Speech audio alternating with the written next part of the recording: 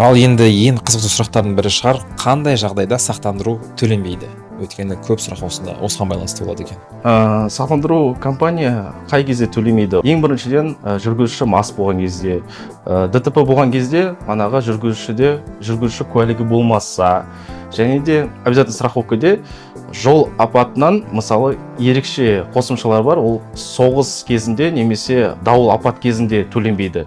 Бұл обязательно страховкаға қатысты емес, бірақ каскіге манағы ерікті добровольный страхованиеге ол қатысты. Ол кезде оны қосуға болады. Бірақ қосқан кезде сақтандыру премиясы 2 есе үлкейеді.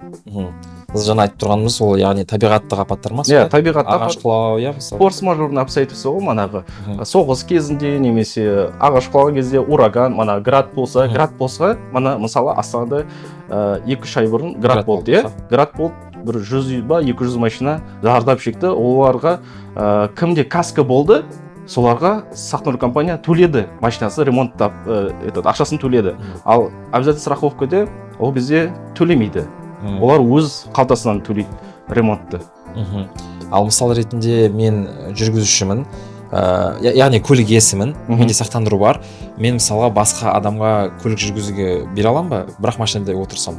Сіз собственник машина қасыңызда отырсаңыз, бірақ рульде басқа адам болса, иә, болады. Ал страховкаға қоспасаң да болады ол кезде. Ал егер мен бір адамды страховкаға қостым, бірақ өз иесі болғаннан кейін мен жоқпын, басқа адам жүргізе ала ма? Бірақ ішінде жаңағы страховойда отыр. Страховой полиста адам қосылған. Бірақ ол жүргізуші емес, жай қасында отыр. Яғни пассажиркада. Ал қасында страховой полиста қосылмаған адам отыр, жүргізу. За рулем ба? За рулем. Собственник машина жоқ. Жоқ, ішінде жоқ. Болмайды. Болмады. Собственник машина қасында отырса, страховкада жоқ болса, манағы за рулем адам, оған ештеңе болмайды.